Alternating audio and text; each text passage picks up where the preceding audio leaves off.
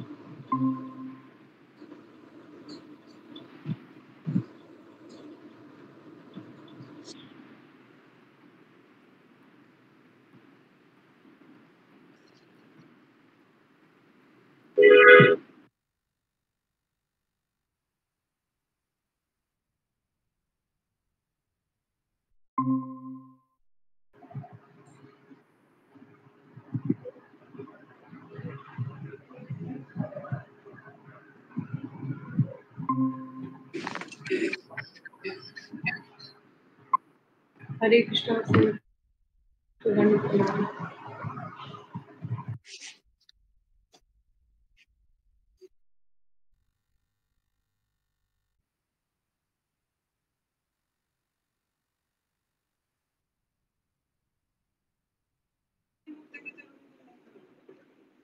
हरे कृष्णा। गुरु जी के चरणों में दंडवत प्रणाम, सभी भक्तों के चरणों में दंडवत प्रणाम।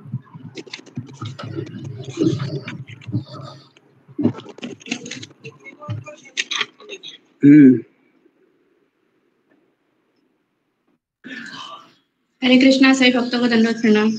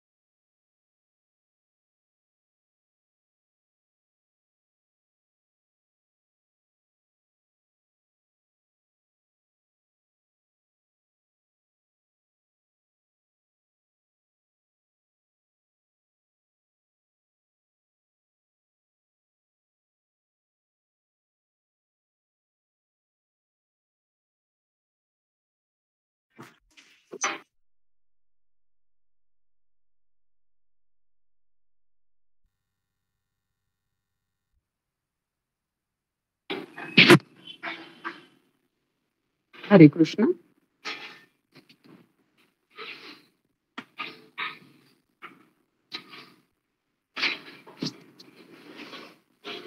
हरे कृष्णा। हरे कृष्ण प्रभु जी, दंडवत प्रणाम। हरे कृष्णा प्रभु जी, दंडवत प्रणाम प्रभु जी। हरे कृष्णा सभी भक्तों के चरणों में दंडवत प्रणाम।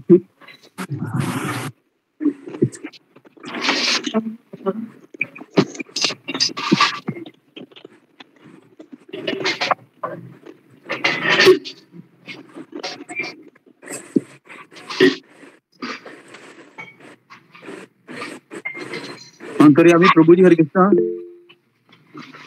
हरे कृष्ण प्रभु जी, दंडवत प्रणाम। गुरु जी के चरणों में दंडवत प्रभु जी, चरणों में दंडवत प्रणाम। गुरु वंदना कीजिए प्रभु जी। जी प्रभु हरे जी। कृष्णा, सभी भक्तों को दंडवत प्रणाम। हरे कृष्णा। दंडवत प्रणाम माता जी। ओम अज्ञानतिमिरान्धस्य ज्ञानाञ्जनशलाकाय चक्षुर्न्मीलितं येन तस्मै श्री गुरवे नमः। नमो विष्णुपादाय पृष्ठाय भूतले श्रीमते भक्तिवेदांत स्वामिनाइति नामिने। नमस्ते सारस्वती देवे गौरवाणी प्रचारिणे निर्विशेष शून्यवादी पाश्चात्य देश तारिणे।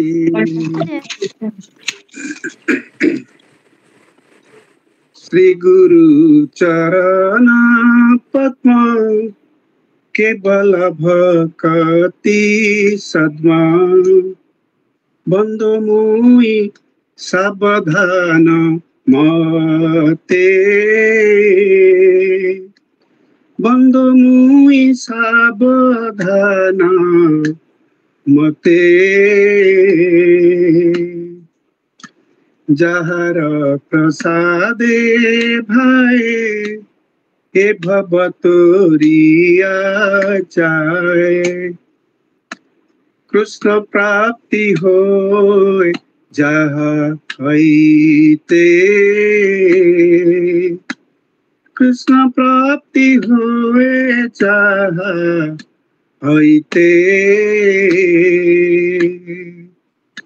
गुरुमुख पद्म वाक्या चित्ते कोरिया एका और ना करी हो मने आशा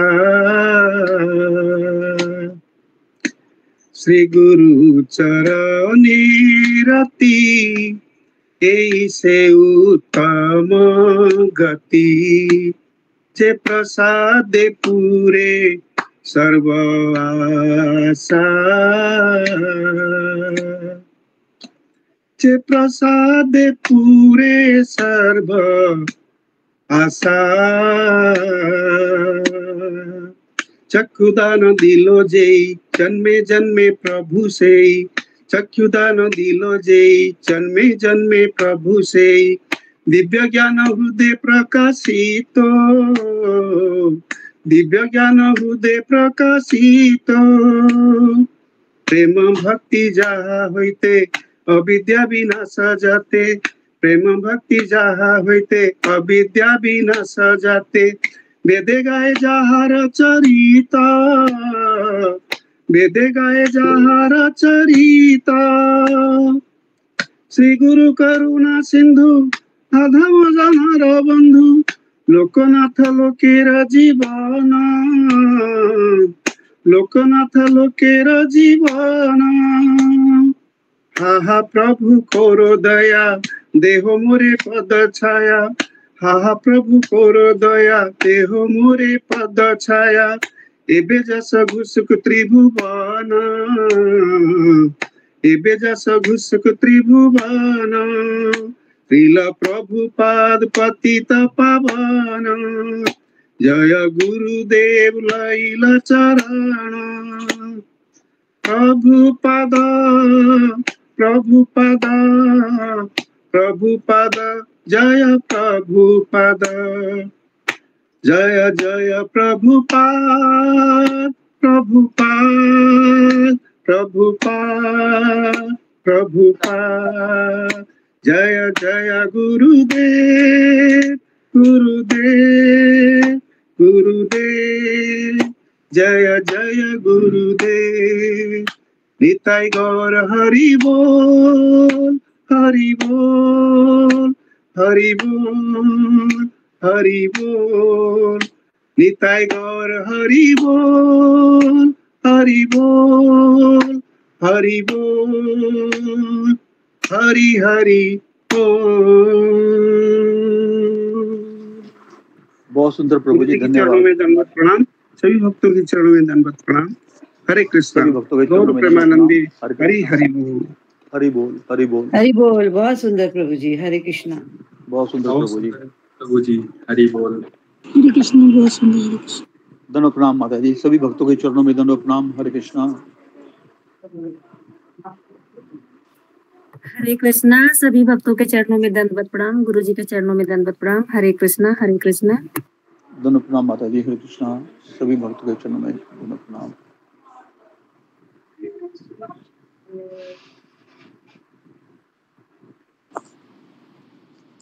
हरे कृष्णा प्रभु जी, दंडवत प्रणाम। सभी भक्तों के चरणों में दंडवत प्रणाम।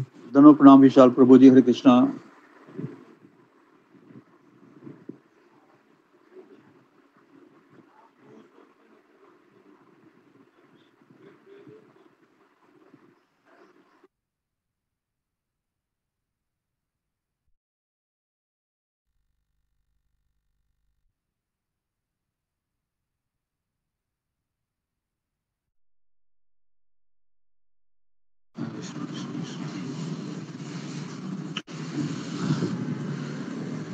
हरे कृष्णा कृष्ण कृष्ण हरे हरे, हरे राम राम राम हरे हरे कृष्णा हरे दोनों प्रणाम गुरुजी, हरे हरे कृष्णा। कृष्ण गुरु जी दंडवत प्रणाम। हरे कृष्ण हरे कृष्ण गुरु जी दंडवत प्रणाम। गुरु जी दंडवत प्रणाम।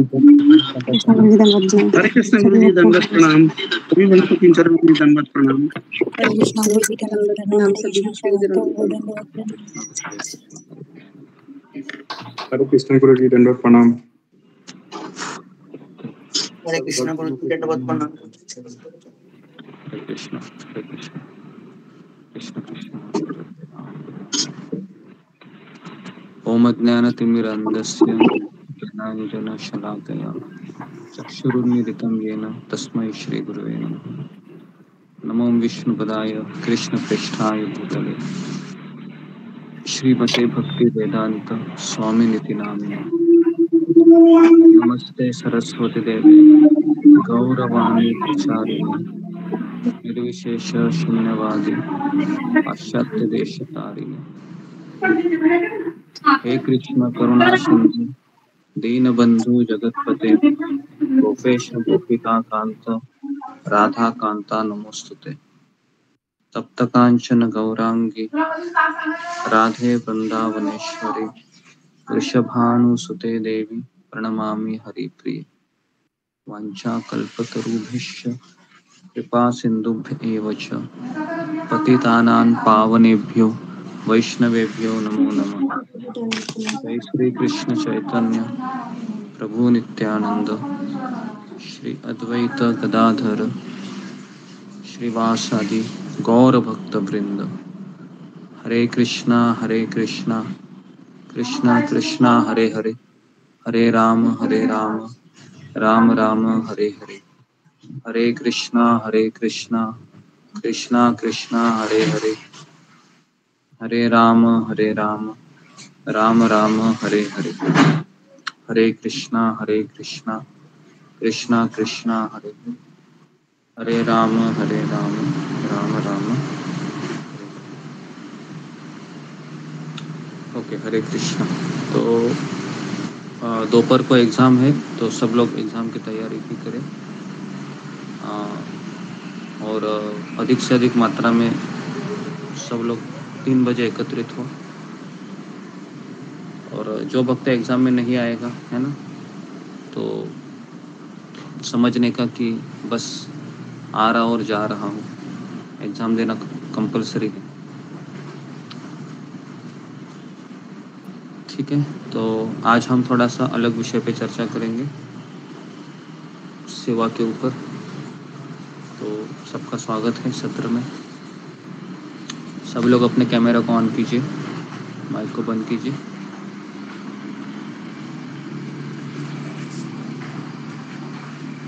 कृष्ण हरे कृष्ण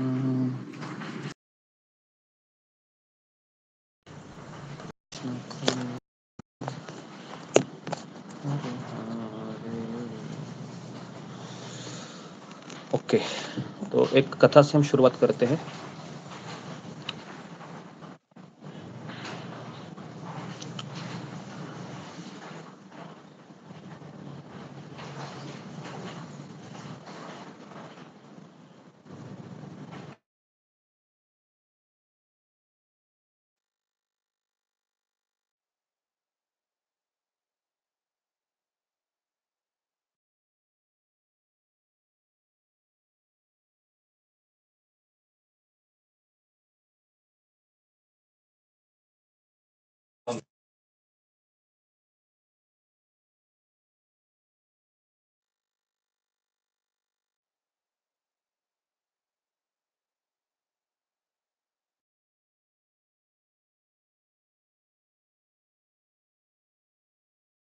ओके, तो मेरा आवाज आ रहा है अशोक चावला प्रभु? जी गुरुजी, आ रहा है गुरुजी। ओके, तो जी ये स्टोरी ध्यानपूर्वक सुनिए, काफ़ी लेसन है इस स्टोरी में, और फिर हम हमारे मेन उद्देश्य पे आज आ जाते हैं।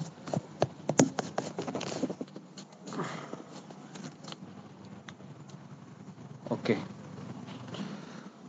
तो ये जो एक कथा जो मैं आपको मैं एक इंसिडेंस जो बताने जा रहा हूँ, ये एक शील प्रभुपाद के शिष्य की इंसिडेंट है और उनका नाम है राधा कुंड देवी दासी। ओके, तो वो कहती है कि मैं अपने पूरे जीवन में जाने अनजाने में श्रील प्रभुपाद की पुस्तकों को वितरित करने का प्रयास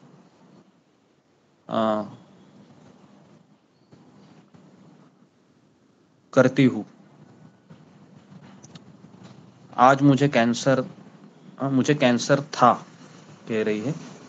एक समय ऐसा था कि मुझे कैंसर था, लेकिन उनकी किताबें बांटने से यह दूर हो गया। मेरे जो पति हैं, जो मुझे रोजाना पीटते थे, लेकिन फिर भी मैं किताबें बांटती रही, श्रील प्रभुपाद जी की सेवा को करती रही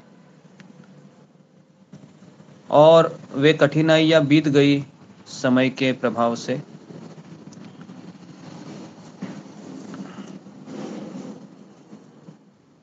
मेरे कई बच्चे थे जिन्होंने मुझे छोड़ दिया, लेकिन मैंने फिर भी श्रील प्रभुपाद की सेवा है, जो किताबें है, वो बांटना जारी रखा। और आज मुझे, जब मैं अपने जीवनी को देखती हूँ, तो मैंने कुछ भी नहीं खोया है। पिछले कुछ वर्षों से मैं वृंदावन में रहने के लिए आई हूँ। मैंने एक राधा कुंड बाबा जी से सुनना शुरू कर दिया। फिर देखिए, वृंदावन में अभी आई है, प्रभुपाद के शिष्य हैं, लेकिन क्या होता है देखिए। अभी मैं एक राधा कुंड बाबा जी को उनसे सुनना शुरू कर दिया। जब वह बोलते थे तो मेरे हृदय में कुछ हलचल होती थी और मुझे लगता था कि यह सचमुच कोई पवित्र व्यक्ति है।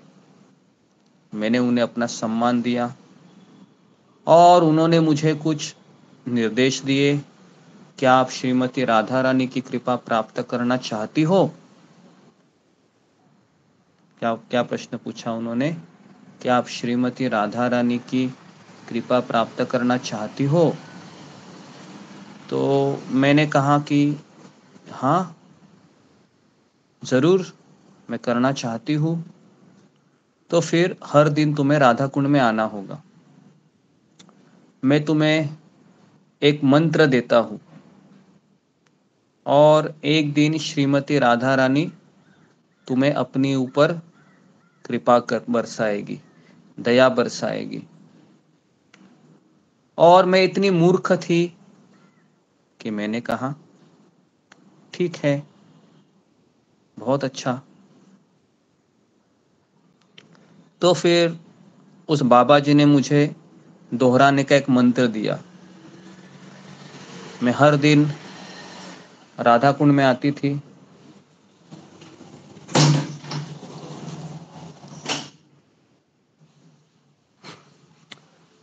और मैंने श्रील प्रभुपाद की सेवाओं को बंद कर दिया। मैंने किताबें बांटना बंद कर दिया। सालों साल में ये सेवा करती थी। सालों साल में इस सेवा को करने के लिए अपने आप को कृतज्ञ मानती थी। लेकिन वृंदावन में आने के पश्चात मैंने प्रभुपाद की किताबें बांटना बंद कर दिया। तब मुझे कुछ अद्भुत दया प्राप्त हुई। सुनना चाहेंगे क्या हुआ फिर उसके साथ? सुनने जैसी जगह सुनिए। तो देखिए अभी क्या होता है। श्रील प्रभुपाद जी मेरे स्वप्न में आए। स्वप्न में मेरे पास आए। 1 फुट की दूरी थी मेरे और उनके बीच, और मुझ पर बहुत कठोर दृष्टि डाली। उन्होंने बहुत कठोर दृष्टि डाली और कठोर दृष्टि डालते हुए मेरा हाथ पकड़ लिया और कहा चलो चले। प्रभुपाद ने मुझे वृंदावन में कृष्ण बलराम मंदिर से और वृंदावन से बाहर गोवर्धन और राधा कुंड ले गए। अभी तक मेरा हाथ उनके हाथ में ही था। और फिर शिला प्रभुपाद जी मुझे राधा कुंड के पानी में ले गए, राधा कुंड के भीतर, और पानी में नीचे तक वो मुझे ले गए। और फिर राधा कुंड के हृदय तक ले गए, जहां मुझे एक दर्शन प्राप्त हुआ, जहां पर मुझे एक दर्शन प्राप्त हुआ। शिल प्रभुपाद एक विशाल मेज पर खड़े थे और मेज पर विभिन्न भाषाओं में उनकी लाखों पुस्तकें थी और वह लाखों कराहती पीड़ित आत्माएं हाथ फैलाए चिल्ला रही थी, मैं, मुझे चाहिए, मुझे चाहिए, मुझे चाहिए। शिल प्रभुपाद अकेले खड़े थे और अकेले ही अपनी सैकड़ों और हजारों पुस्तकें वितरित कर रहे थे। और जिसने भी इसे प्राप्त किया उसने कराहना बंद कर दिया और तुरंत जैसे किताबों को अपने हाथ में धारण किया, उनको आध्यात्मिक रूप प्राप्त हुआ और इस संसार को छोड़कर भगवत धाम चले गए। स्वप्न में मैं वही खड़ी सब देख रही थी। मेरे शरीर के ऊपर रोंगटे खड़े हो गए थे। मेरा शरीर कांप रहा था।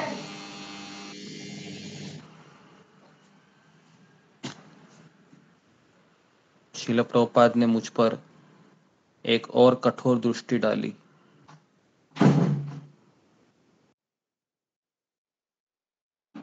और फिर मुझे कहा, तुम कब तक वहां पर खड़ी रहोगी? तुम कब तक वहां पर खड़ी रहोगी? तुम मुझे किताबें बांटने में कब से मदद करना शुरू करोगी? मूर्ख, तुम यह कैसे नहीं समझ सकती है कि मेरी किताबें बांटना और मेरे आंदोलन में सेवा करना ये राधा कुंड का ही हृदय है। ये राधा कुंड का हृदय है। श्रीमती राधा रानी का हृदय इसी के लिए रहता है। यदि तुम वास्तव में श्रीमती राधा रानी की कृपा को प्राप्त करना चाहती हो तो अपनी अंतिम सांस तक मेरी किताबें वितरित करो, मेरे आंदोलन में मेरी सेवा करो। और अचानक वो सपना बंद हुआ। मैं आंसुओं के साथ जग उठी। मैं दोबारा राधा कुंड में नहीं गई और मैंने इस मंत्र को दोबारा नहीं दोहराया। मैंने बस यही निर्णय लिया कि मैं अपना शेष जीवन मैं अपनी अंतिम सांस तक शिल प्रभुपाद की पुस्तकें वितरित करती रहोगी। और इस तरीके से, है ना, उसने एक जीवन में संकल्प किया। जी, तो ये कथा ट्रू स्टोरी है ये। तो हम सब लोग डायरेक्ट राधा रानी के पास जाना चाहते हैं, लेकिन यहाँ पर ये जो माता जी है वृंदावन में गई तो थी, लेकिन हमें लगता है वृंदावन में राधा कुंड, श्याम कुंड, ये सब एकदम हायर चीज़ें हैं। हमें सेवा करनी चाहिए, क्योंकि सेवा से ही हमें राधा रानी की कृपा प्राप्त हो सकती है। जी, तो अभी कितने लोगों ने स्टोरी को सुना ध्यानपूर्वक? फिंगर को रेज कीजिए।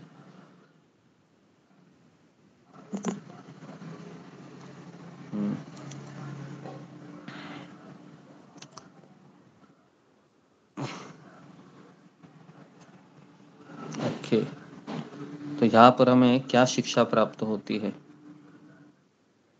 जी, धर्मराज गिमरे प्रभु बोलो। हरे कृष्णा गुरु जी, दंडवत प्रणाम, सभी को दंडवत प्रणाम। हमें सेवा करनी चाहिए, सेवा करने की भावना होनी चाहिए, यही स्पष्ट होती है। जी, सेवा करने की भावना होनी चाहिए। जी, तो हम में से कितने लोगों की सेवा करने की भावना है? जी बताइए, फिंगर को रेस कीजिए। कितने लोग सेवा करना चाहेंगे?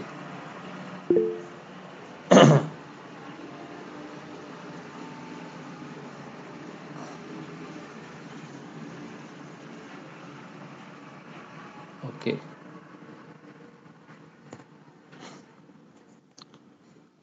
जी तो सबसे पहले ओके 26 लोगों ने हैंड रेज किया है। जी, तो सबसे पहले वो जो माता जी थी है ना, वो बेसिकली वह अमेरिकन ही थी। तो सांसारिक कष्ट भी मिले उसको और कुछ समय उसने किया भी, लेकिन हमारे मन में एक जिज्ञासा हमेशा होती है। ये मैं हमेशा आपको कहूँगा कि जीवन के कुछ साल के बाद ऐसा लगने लगता है कि अभी मुझे एकदम राधा कुंड में जाना चाहिए, या मुझे गोवर्धन के तट पर या परसाना में रूम लेके रहना चाहिए। ये सब गलत धारणा है। ये इसलिए गलत धारणा है क्योंकि शिल प्रभुपाद जी हमसे कुछ और चाहते हैं। हम इस प्रभुपाद जी के आंदोलन में हैं तो हम पहले से ही राधा कुंड में रह रहे हैं, हम बरसाना में रह रहे।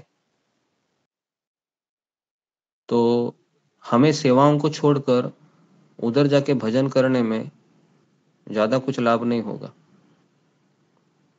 कई भक्त जाते भी हैं लेकिन वापस भी आते हैं। ओके जी, तो सेवा हमको करते रहना चाहिए और सेवाओं के लिए मैंने आज का ये सत्र रखा है और इसलिए मैंने इस कथा से शुरुआत की है। ठीक है, तो अभी मेरा यहाँ पर एक सवाल है आगे बढ़ने से पहले कि कृष्ण भावनामृत आंदोलन में सेवा का इतना महत्व क्यों दिया गया है? क्या मैं केवल हरिनाम जप करके या केवल सत्संग सुन के अपनी जिंदगी को आगे नहीं बढ़ा सकता? ये एक सवाल हमारे मन में आता है। क्या सेवा करना हमेशा जरूरी है क्या? जी, तो इस प्रश्न का क्या उत्तर देना आप पसंद करेंगे? जी ओके,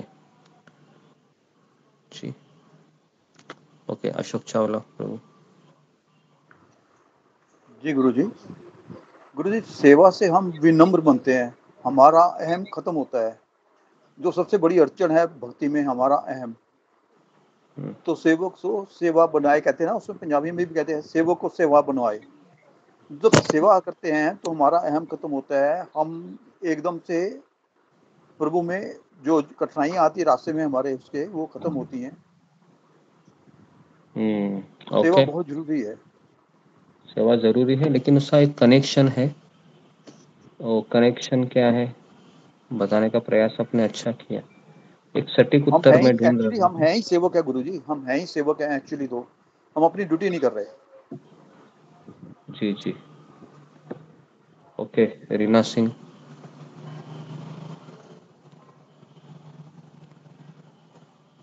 हरे कृष्ण गुरु, सही भक्तों के शरण में विनम्रता। गुरु जैसा कि जो चालक बाबू जी ने कहा वो तो है ही कि सेवा से जो है कि विनम्रता आती है, और विनम्रता जो है कि हमारी भक्ति का आधार है, क्योंकि विनम्र लोगों को ही भगवान पसंद करते हैं।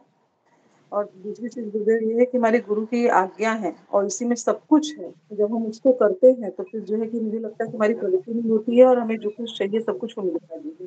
से मुझे ऐसा महसूस हुआ है कि मतलब कुछ भी ऐसा हम नहीं प्राप्त कर सकते यहाँ पे। ओके। और जी अंतर्यामी प्रभु। हरे कृष्ण गुरुजी, दंडवत प्रणाम। सभी भक्तों की चरणों में दंडवत प्रणाम। गुरुजी, एक छोटी सी कहावत है, सेवा कार्पण्य भक्ति फले कीवा असाध्य महितले। तो सेवा कार्पण्य और भक्ति भाव से कोई भी चीज असाध्य नहीं है, और सेवा भाव से एक भक्त दूसरे भक्त से आसानी से जुड़ता है। एक का सेवा देख के दूसरे भक्त अपने आप उसके प्रति आकर्षित होता है, और एक बहुत अच्छा टीम बनता है, और उस टीम में एकता भी सेवा भाव ही लाता है। तो जो इंडिविजुअली नहीं कर सकते, व्यक्तिगत उसमें, तो उसको एक टीम बड़ा आसानी से कर सकता है, और ये सेवा भाव उसी टीम का गठन कर सकता है। ओके हरे कृष्ण, दंडवत प्रणाम। जी, नेक्स्ट रूबी कुमारी। हरे कृष्णा गुरुजी, धन्यवाद प्रणाम। सभी भक्तों को धन्यवाद प्रणाम। गुरुजी, मैं इसको ऐसे देख रही हूँ कि जैसे कि हम सेवा करते हैं, तो एक भक्ति में भगवान के साथ या गुरु के साथ एक भावों का दान प्रदान होता है। जो और यहाँ पे जैसे भक्ति में दान प्रदान होगा तो एक भक्ति में मिठास और आनंद का अनुभव लाता है जिंदगी में। तो वैसे जैसे कि एग्जाम्पल देना चाहूंगी, जैसे कि बताते हैं आपकी, एक हम शादी करते हैं एक लड़के से, तो हम सेवा करते हैं तो उसका भावों का दान प्रदान होता है उसके साथ। तो वैसे ही भक्ति में भी होता है। शायद गलत हो गई तो माफ कीजिएगा। हरे कृष्ण। हाँ जी, तो यहाँ पर जो रूबी कुमारी ने जो उत्तर दिया, ये थोड़ा सा नज़दीक उत्तर है, 80-90%। तो इसको ही मैं एलेबरेट करता हूँ अभी, ठीक है। तो सुनिए अभी कि हम जब हरे कृष्ण महामंत्र का जब जाप करते हैं, हरे कृष्ण कृष्ण कृष्ण हरे हरे, हरे राम राम राम हरे हरे, इस महामंत्र का अर्थ ही है कि हे राधा रानी, हे भगवान की शक्ति हरा, आप मुझे भगवान श्री कृष्ण की सेवा में लगाइए। ये इसका अर्थ है। तो हम भगवान से जप करते करते क्या मांग रहे हैं? हम उनसे सेवा मांग रहे हैं। मुझे सेवा दीजिए, मुझे सेवा दीजिए, मुझे सेवा दीजिए, मुझे सेवा दीजिए, है ना। तो हम भगवान से 16 गुणिले 108 मतलब 1600 बार कम से कम हम भगवान को गला फाड़ फाड़ कर हम कह रहे हैं, मुझे सेवा दीजिए, मुझे सेवा दीजिए, मुझे सेवा दीजिए, मुझे सेवा दीजिए। और जो सेवा होती है, जैसा अभी रूबी कुमारी ने कहा कि सेवाओं से भावनाओं का जन्म होता है। तो जब हम सेवा करते हैं तो भावनाओं का जन्म होता है, और उस व्यक्ति के प्रति भावनाओं का प्राकट्य होता है। उदाहरण के लिए मैं अगर रामायण का आपको प्रसंग देना चाहूँगा, तो रामायण में जो सेतु बंधन हो रहा था, जो समुद्र के ऊपर जो पुल का निर्माण हो रहा था, तो ये पुल का निर्माण करने के पीछे प्रभु रामचंद्र की यही भावना थी कि इनका मेरे प्रति लगाव उत्पन्न हो, इनका मेरे प्रति भावनात्मक आदान प्रदान हो। प्रभु रामचंद्र का एक सेवक अगर आकाश मार्ग से लंका जा सकता है, तो स्वयं भगवान क्यों नहीं वो कर सकते हैं? भगवान प्रभु रामचंद्र भी आसानी से वो कार्य संपन्न कर सकते थे, लेकिन उन्होंने ये सारा कार्य वानर सेना को दिया। इसलिए दिया ताकि वह कार्य करते करते उनमें वो भावनाओं का जन्म हो, क्योंकि ये भावना ही हमें प्रेम उत्पन्न कराती है, और उसी के आधार पर हम विवश हो जाते हैं और आगे बढ़ने के लिए। तो समझ में आ रहा है कि सेवा का हमारे जीवन में क्या रोल है, ठीक है। तो इसलिए ये सेवा करना बहुत ज़रूरी है। कई सारे भक्त हैं हमारे ग्रुप में आते हैं, लेक्चर सुनते हैं, जपा करते हैं, लेकिन सेवा न करने के कारण वह चले जाते हैं, क्योंकि जब तक सेवा नहीं करेंगे वह एक यांत्रिक विधि रहेगी, उसमें भावनाएं नहीं आएंगे। अगर मैं आपको ऐसा खाना दूं जिसमें नमक ही नहीं है, तो क्या आप वो खाना पसंद करेंगे? कदापि नहीं, है, कदापि नहीं। आप अचार मांगते हैं, नींबू मांगते हैं, क्यों मांगते हैं? ताकि थोड़ा सा वो खाने में स्वाद आ जाए। तो ठीक उसी प्रकार से अगर हम सेवा नहीं करेंगे तो भगवान को के प्रति जो हमारा जपा है, जो 16 मालाएं हमारी हैं, या फिर जो हम प्रवचन सुनते हैं, इसका सार ही है कि हम सेवा करें, है ना। इसका सार है कि सेवा करें। तो श्रील प्रभुपाद जी के जितने भी शिष्य थे, ये सब जपा करने के पश्चात 12-12 घंटा सेवा करते थे, 12 घंटा 14 घंटा सेवा करते थे। तो पहले हमने एक अभियान चलाया था सेवा करने का, तो अभी उसको कम से कम 6 महीना 10 महीना ये साल भर होने आया कि एक तरीके से वो बंद हो गया है। तो अभी हम चाहते हैं कि हम उसको वापस शुरू करें। तो पिछले हम हमेशा हफ्ते में एक सत्र ऐसा शाम को मीटिंग होता था, जिससे कई भक्त हैं वो एक कॉलिंग की सेवा करते थे, और उसके ज़रिए भक्तों को आमंत्रित करते थे कि आप सत्संग में आइए, सुनिए, और भगवान से प्रेम करने का प्रशिक्षण यहाँ पर दिया जा रहा है। भगवान के बारे में सुनिए, और सुनने से फिर आप भगवान से प्रेम करने का एक प्रयास आपका या प्राकट्य हृदय में हो सकता है। तो इस तरीके से आज से 2.5 से 3 साल पहले मैंने इसको शुरू किया था, कोरोना के जस्ट स्टार्ट में ही। तो उस समय मैं अकेला था, मैं अकेला कॉलिंग की सेवा करता था, और कंटिन्यू मुझे कॉल आते थे, कम से कम 60, 70, 80 कॉल में लेता था, सुबह 8 से लेकर रात को 8 बजे तक। हाँ, तो उसके पश्चात फिर धीरे धीरे आप सब जुड़ने लगे, है ना। उसके पश्चात फिर हम पहले 10 लोग आते थे, फिर 10 के 20 हो गए, फिर 20 के 40 भक्त आने लगे, फिर 40 के 50, 50 के 60, 70, 80, 90, 100। एक समय ऐसा था कि 150 लोग भी आते थे, है ना।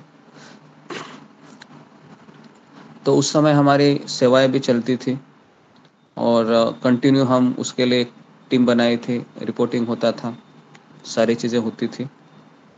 और फिर समय के प्रभाव से वो सेवा का उत्साह भी चला गया, और इस तरीके से फिर जैसे सेवा का उत्साह चला जाता है, तो फिर हमारी भक्ति भी धीरे धीरे कम होने लगती है, क्योंकि सेवा है ये भावनाओं का निर्माण करता है।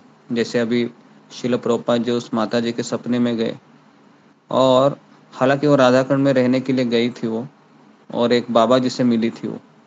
तो वृंदावन में सबसे बड़ा डर यही होता है कि अगर आप वृंदावन अकेले चले जाएंगे, बरसाना ये है वो है, तो मेरा आपको 100% मेरा दावा है कि आप लोग इस्कॉन को छोड़ दोगे।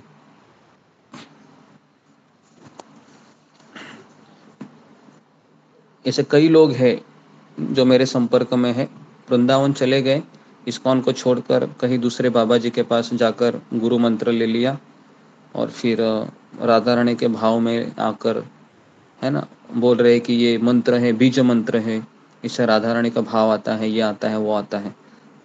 तो इस चीज़ में हम इतना मैं तो इतना बिलीव नहीं करता हूँ, क्योंकि हमें पता है कि जब तक हम श्रील प्रभुपाद के छत्र छाया में है, तब तक हम सेफ है। प्रभुपाद को छोड़कर अगर हम किधर चले गए तो हम किसी कहा के नहीं रहेंगे, क्योंकि हमने यहाँ पर इतने दिन इतनी भावनाएं यहाँ पर डाल दी है कि शायद ही अगर हम दूसरी जगह जाएंगे तो वो प्राप्त होगी।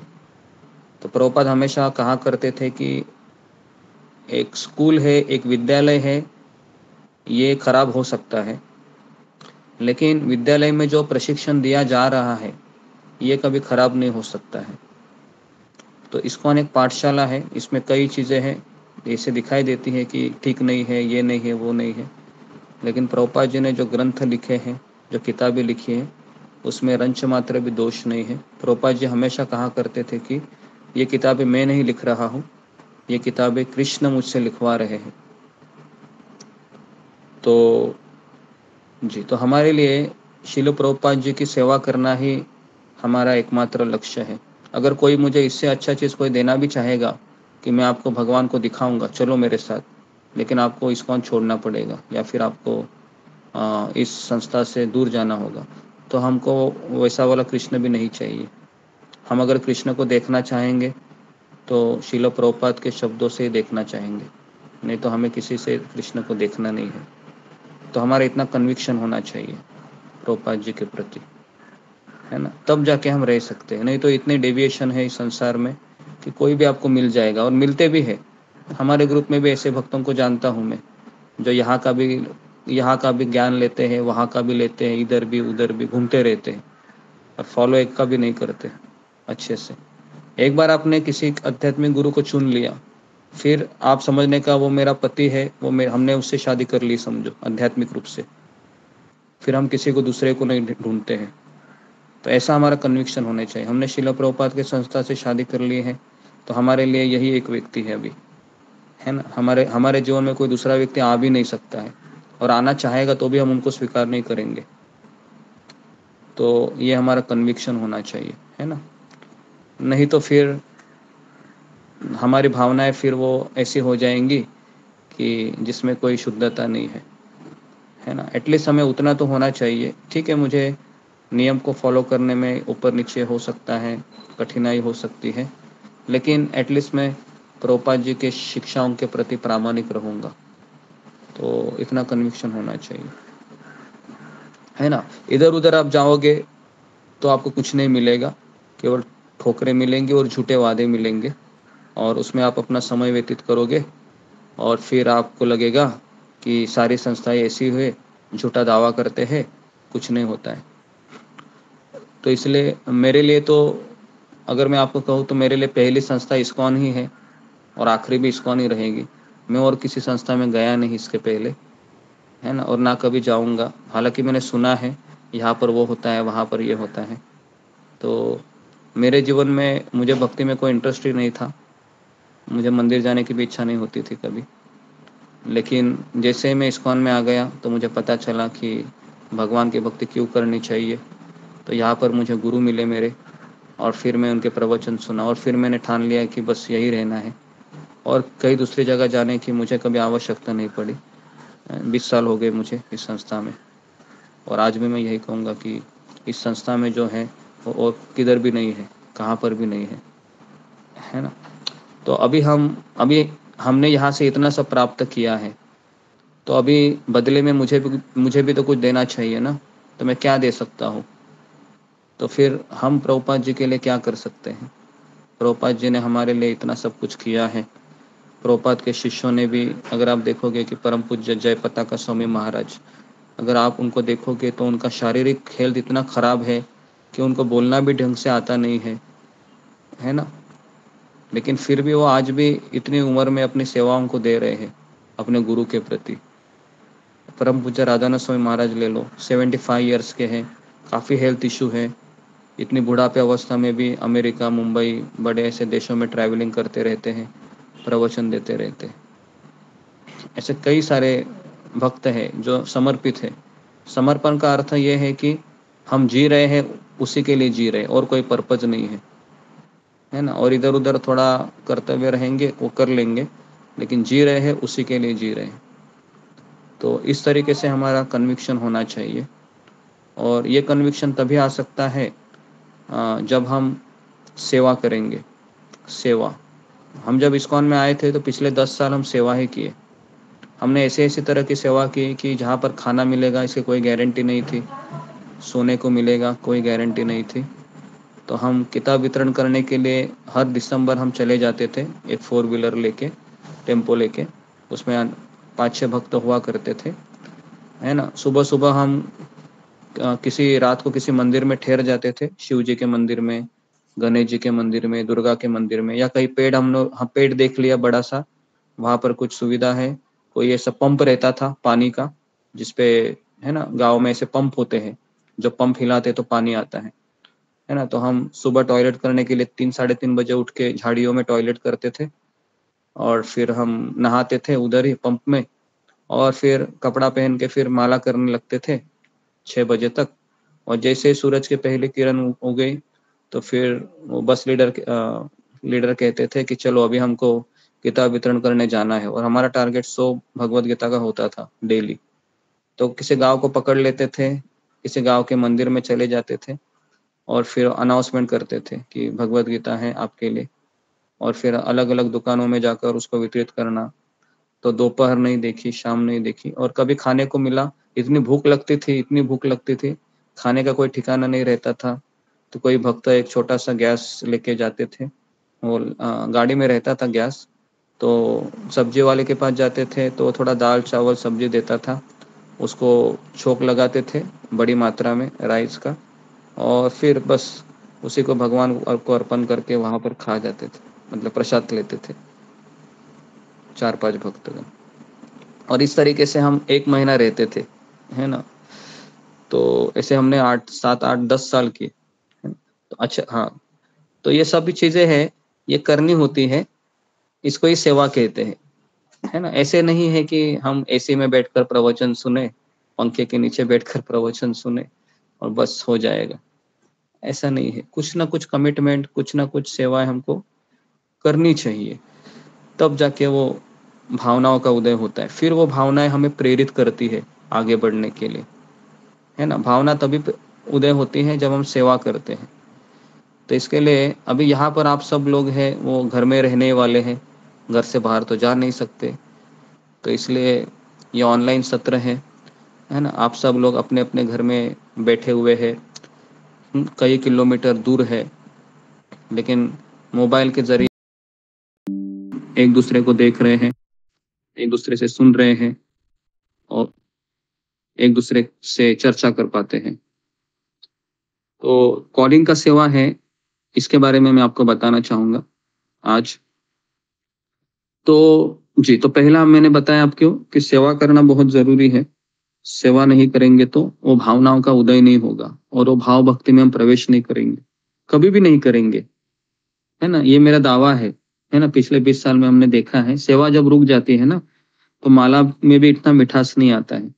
और माला बस करने का इसके लिए करते हैं, और फिर ऐसे लगने लगता है कि क्या ये ऐसा ही चलता रहेगा क्या।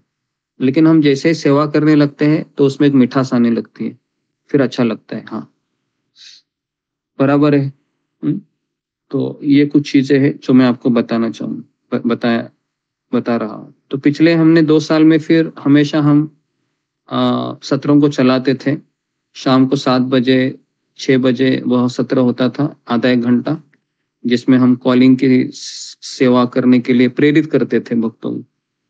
तो देखिए, एक कॉल है, जैसे मुझे याद है कि हम जब नौकरी की तलाश में घूमते थे कई साल पहले, तो उस समय एक लोकल ट्रेन में एक इश्तिहार हमने देखा था। क्या इश्तिहार था वो? एक कॉल आपका जीवन बदल सकता है। सुना है आपने? सुना होगा ना, एक कॉल आपका जीवन बदल सकता है। जी गुरुजी, सुना। एक कॉल आपका जीवन बदल सकता है।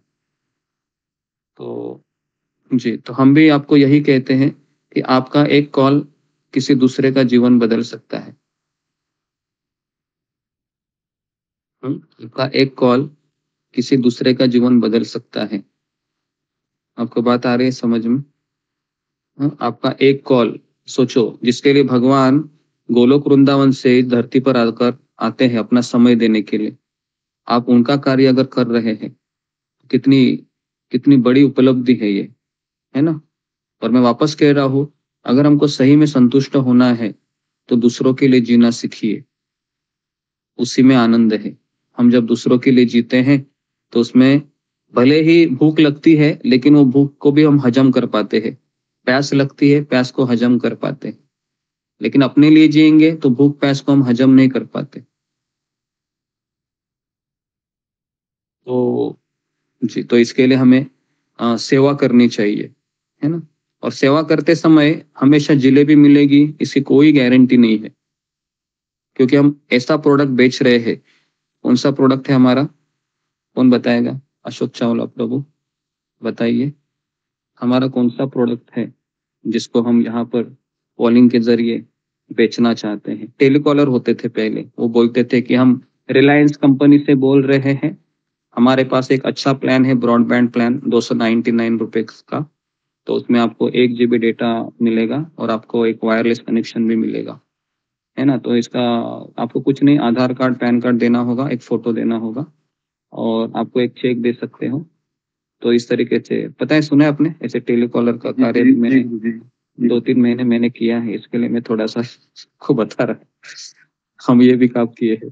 तो टेलीफोन कैसे करते थे और ये सब रिलायंस का ब्रॉडबैंड कनेक्शन बेचते थे ऐसे, बराबर है जी। करते हैं ना ऐसे, टेलीकॉलर बहुत है ऐसे। तो कुछ कुछ लोग प्लान, तो हमारा प्रोडक्ट कौन सा है बताइए अशोक चावला प्रभु, कौन सा हमारा भगवान का प्रचार प्रसार है, भगवद गीता श्रीमद् भागवतम का प्रचार प्रसार है जी। तो हमारे प्रोडक्ट का नाम है भगवान श्री कृष्ण, और हमारा प्रोडक्ट किसी को चाहिए यहाँ पर? हमारा प्रोडक्ट किसी को नहीं चाहिए, समझ में आ रहा है? सबको चाहिए, हम तभी हैं गुरुजी यहाँ पे, हम सबको चाहिए। आपको चाहिए क्योंकि आपको उसकी वैल्यू पता चली है। मैं अभी बाहर की दुनिया की बात कर रहा हूँ। जी जी जी गुरुजी। बाहर की दुनिया में अगर आप ये प्रोडक्ट बेचना चाहोगे, आप ऐसा बोलोगे, जी हम हरे कृष्णा इस्कॉन मंदिर से बोल रहे हैं, हमारे पास एक प्रोडक्ट है, हमारे प्रोडक्ट का नाम है भगवान श्री कृष्ण। अच्छा, और अगर आप इस प्रोडक्ट को लेंगे तो आपको जीवन में बहुत सुख आएगा, शांति मिलेगी, आपको कुछ करना नहीं है, माला करना है, आपको कुछ पैसे नहीं देने हैं, बस आपको सत्संग में आना है, बस इतना ही। फिर वो क्या करते हैं, फिर वो कुसुर कुसुर करने लगते हैं कि क्या करना पड़ेगा इसके लिए। फिर तो हमें उनको कुछ नहीं कहना है, सबसे पहले हमको उनको यही कहना है, सत्संग में आना है, आपको माला करनी है, एक एक माला कीजिए।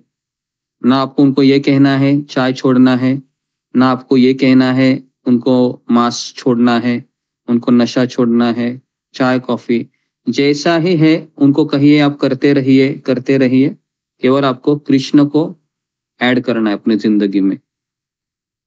तो प्रीचिंग का स्ट्रेटेजी कैसा है, आप किसी को भी कॉल करेंगे तो आपको उनको कभी ये कहना नहीं है कि आपको मांस छोड़ना है, नशा छोड़ना है, जुआ छोड़ना है, और आपको उनको ये भी नहीं कहना है कि आप ये करते रहिए। आपको उनको यही कहिए, आपको जो जैसे आप हो वैसे ही रहिए, केवल भगवान का नाम लीजिए।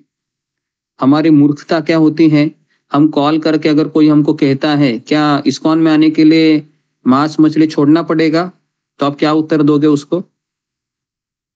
क्या उत्तर दोगे जी?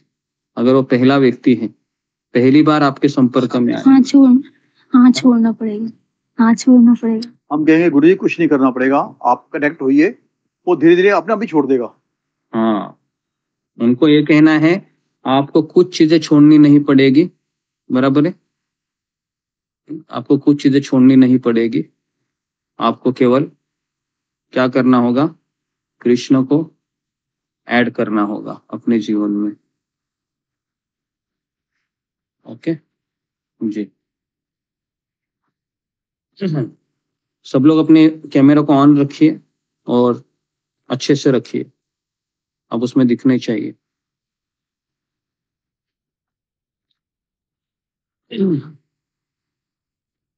ठीक है जी।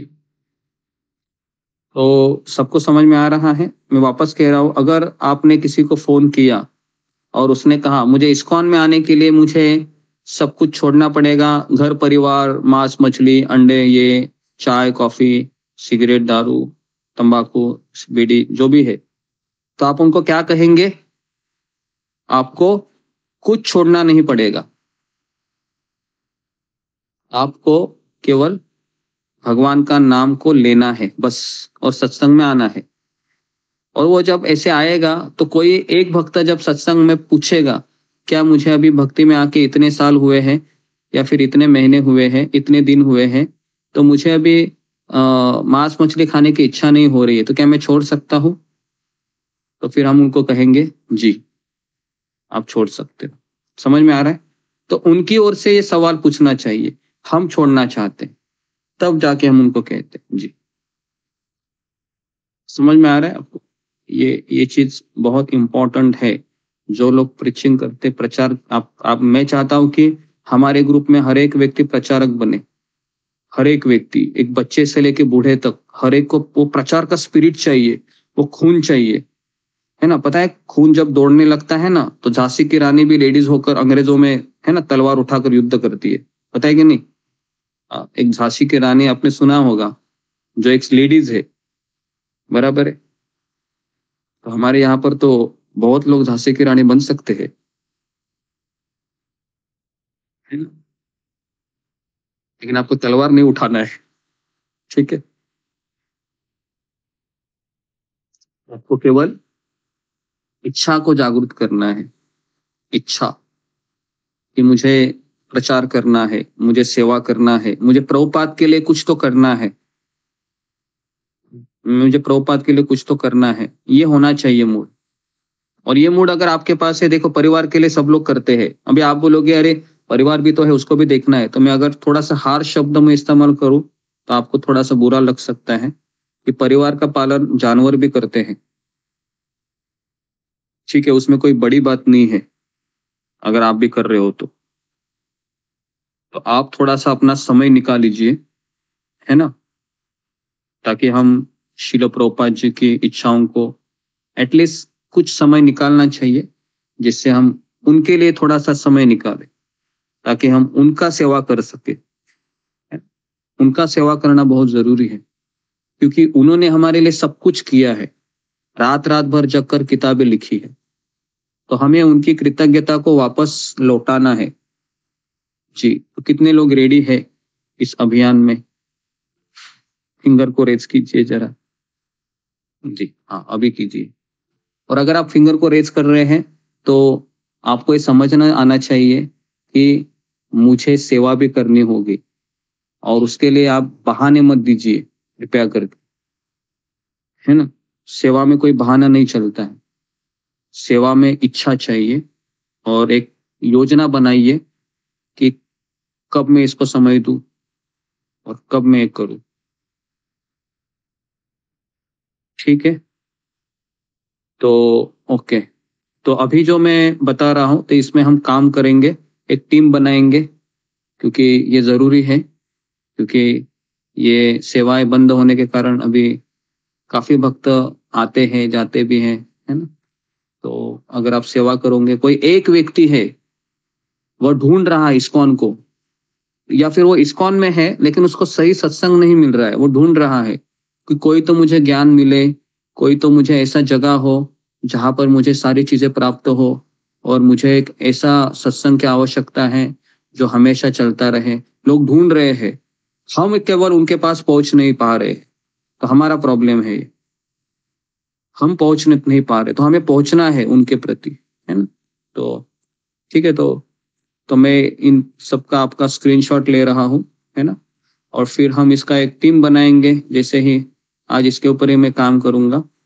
और फिर कई भक्त हैं, ये सेवा कर भी रहे हैं पिछले कई सालों से, उनको अनुभव भी है। लेकिन आज कैसे करना है वो भी मैं आपको बताऊंगा, कितना बोलना है, कहाँ तक बोलना है, क्या बोलना है, ये सारी चीजें बताऊंगा मैं, ठीक है? और उसके ऊपर हम क्वेश्चन आंसर भी करेंगे, ठीक है? और मैं वापस कह रहा हूं, अगर आप चाहते हैं कि मैं भक्ति में बना रहूं, अगर आप चाहते हैं कि आप अंतिम सांस तक कृष्ण के प्रति उस भावनाओं को अनुभव करें, तो मैं वापस कह रहा हूं, केवल जपा करके नहीं होगा। जपा करके, सेशन अटेंड करके वो भाव नहीं इतना आएगा, वो भाव सेवा करके आएगा। जब तक कोई भी स्त्री अगर विवाह करती है, अगर वो सेवा ही नहीं करेगी पति की, क्या उसके अंदर पति के प्रति भाव आएंगे? कदापि नहीं आएंगे। तो जब तक आप सेवा नहीं करते हो किसी की, उसके प्रति भाव नहीं आते हैं, समझ में? अगर मैं मेरे आध्यात्मिक गुरु की सेवा नहीं कर रहा हूं, तो फिर मेरे हृदय में उनके प्रति कभी भाव आएंगे ही नहीं। मैं केवल उनको कितने सालों साल देखता रहूं, या फिर मैं उनसे सुनता भी रहूं, है ना? तो जी, तो ये कुछ चीजें हैं जो मैंने बताई। तो कम से कम है ना 31 लोग हैं अभी, बराबर है, जिन्होंने फिंगर को रेज किया है, ठीक है? तो मैं इन सबका स्क्रीनशॉट ले लिया है, तो इसका हम एक ग्रुप पहले से बना हुआ है।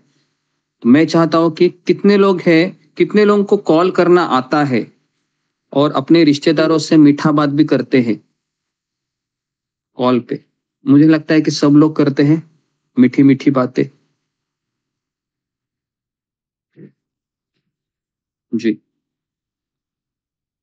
या कितने लोग फोन पर केवल शुरू कर देते हैं कि कंप्लेंट करना।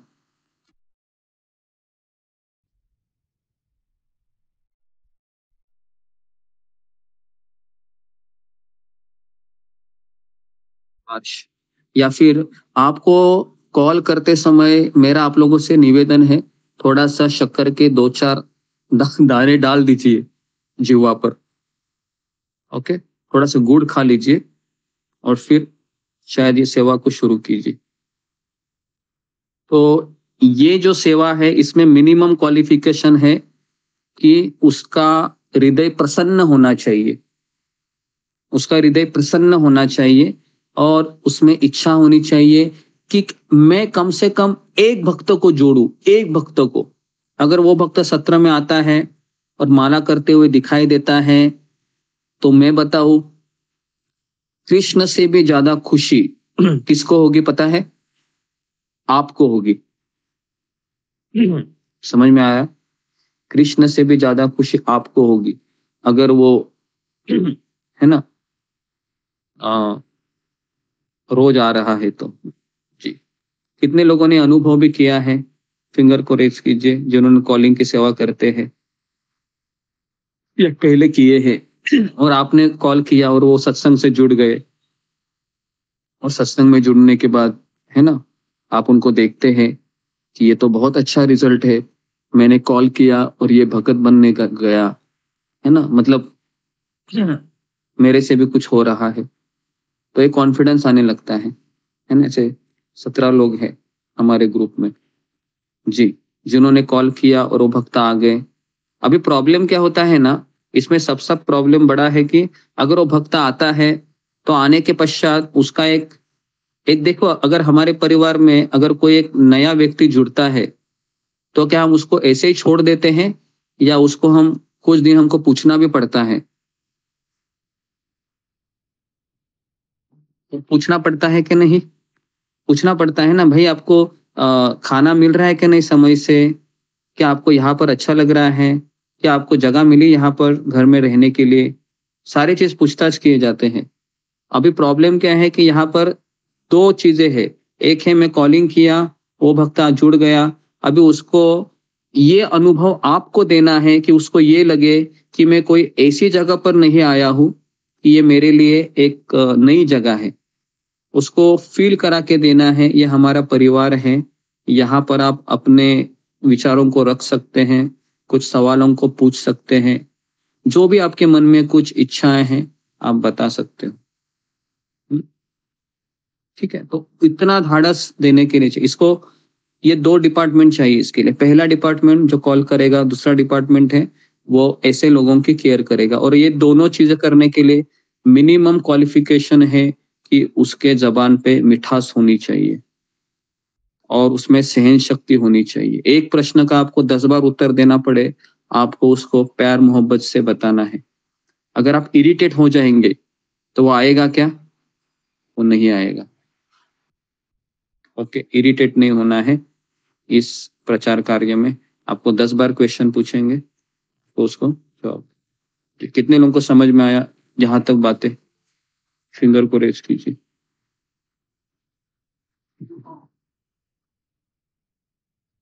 जी ओके, कितने लोगों को मीठा बोलना आता है फोन पर, या अगर नहीं भी आता है तो भी हम बोलेंगे एटलीस्ट दूसरों के लिए?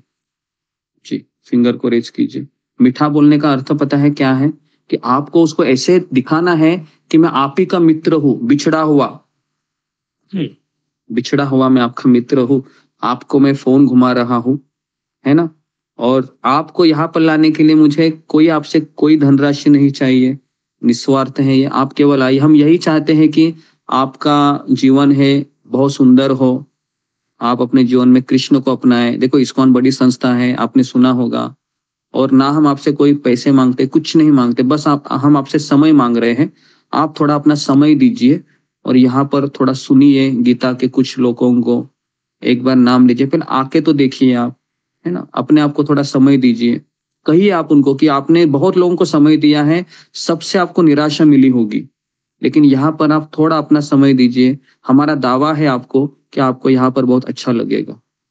तो इस तरह से आपको बोलना है, ऐसा नहीं कि बस केवल एक मैकेनिकली, हाँ कौन है जी, हाँ हम यहाँ से बोल रहे हैं, हमारा सत्संग चलता है, हाँ आप क्या आप आ सकते हो, ऐसा नहीं है। उसको कैसे फील होगा, आप उसको फील कराना है कि हम आपके लिए ही बैठे हैं और हम आपका भला करना चाहते हैं।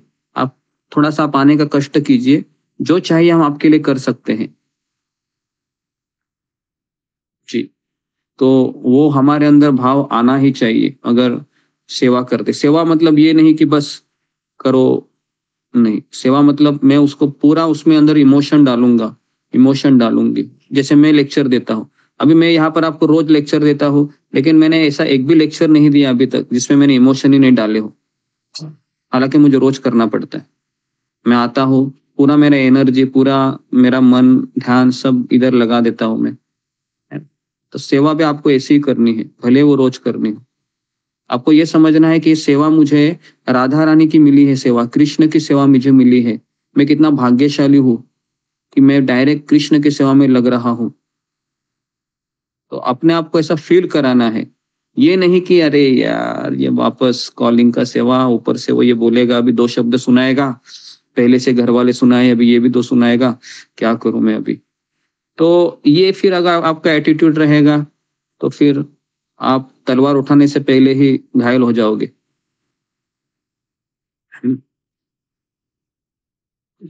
तो इन चीजों को समझना बहुत जरूरी है। पहले अपने आप को तैयार कीजिए। कैसे तैयार करना है, तो मुझे याद है कि जब मैंने और एक कंपनी में काम किया था, वोडाफोन कंपनी में। ये 2007-8 की बात है, जब मैं मर्चेंट नेवी से जुड़ा नहीं था, डिप्लोमा हुआ था, तो 2-3 महीने थे। तो मैं सबने मित्रों ने कहा कि क्यों ना हम वोडाफोन में काम करते हैं। तो मुझे याद है कि आज से 2008-9 की बात है ये, जस्ट मैं उस समय काफ़ी छोटा भी था, तो लेकिन पैसे कमाने की इच्छा बहुत थी। तो वोडाफोन कंपनी में गए, तो वहाँ पर मैंने देखा कि जितने भी वो वोडाफोन सेल्स एग्जीक्यूटिव होते हैं, सबको एकत्रित करते हैं वो एक हॉल में, और वहाँ पर एक व्यक्ति आता है और वो उसको मोटिवेट करता है। कैसे करता है पता है? कैसे करता है? उनको कहता है कि खड़े हो जाइए, सब लोग खड़े हो जाते थे, और फिर वो उनको ऐसे कुछ स्पीच बोलता था और कहता था मेरे पीछे बोलो। तो फिर वो सब लोग उनके पीछे बोलते थे कि मैं आज इतने सेल करूंगा ही करूंगा, इसके बिना मैं खाना नहीं खाऊंगा इसके बिना मैं शाम तक नहीं लौटूंगा, मेरा ये टारगेट है और ये मैं करूंगा ही करूंगा। तो इस तरीके से उनके अंदर एक ना खून खोलते थे वो, आधा घंटा प्रवचन देकर उनको, और फिर वो 9:30 बजे 10 बजे वो निकलते थे सेल करने के लिए। ये होता था 9 से 9:30 बजे, मुझे याद है। 1 महीना मैंने अटेंड किया। मैं बोला जबरदस्त है, क्योंकि उस समय में भक्ति में था, मैं 3-4 साल ही हुए थे। मैंने कहा कि अरे ये लोग कितना करते हैं, देखो एक छोटा सा प्रोडक्ट बेचने के लिए, वोडाफोन का जो भी है कनेक्शन हो, नेटवर्क का जो भी है। तो अभी हमारा प्रोडक्ट तो सबसे सुप्रीम प्रोडक्ट है, कृष्ण, जिसको बेचने से भगवान कृष्ण स्वयं प्रसन्न होंगे। समझ में आ रहा है आपको? तो हमारे लिए तो एक बहुत अच्छा अवसर है, अनमोल। अगर आप कॉल करते, सोचो ऐसा जीवात्मा जो करोड़ों करोड़ों जन्म से भटक रहा है बेचारा, और भटकने के बाद उसकी सुकृति इकट्ठा हुई है, बस उसको एक सुकृति का शॉट चाहिए, और आपने फोन किया उसको, और उसने कहा कि कितना अच्छा भक्त है ये, कितना मीठा बोलता है ना। पता है कुछ भक्त ऐसे भी इस्कॉन में आए हैं कि किसी ने कॉल किया और उसने फोन उठाया और उससे बात की, आधा घंटा, 15 मिनट, 10 मिनट, 5 मिनट, और उसको लगा कि ये कितने अच्छे लोग हैं, ये कितना अच्छा भक्त है, इसको मिलना चाहिए। तो कहाँ रहते हैं आप? बोलते हम इस्कॉन मंदिर में आपको मिल सकते संडे। अच्छा, मैं भी आना चाहूंगा। तो केवल भक्तों का मीठापन सुनकर भी सब लोग कुछ लोग भक्त बनते हैं फिर, है ना। तो इस तरीके से हमारा व्यवहार होना चाहिए अभी फोन पर, ठीक है। तो ये सब चीजें मैंने बताई। अभी कुछ थोड़ा और 2 चीजें मैं बताता हूँ। अभी आपको क्या बोलना है?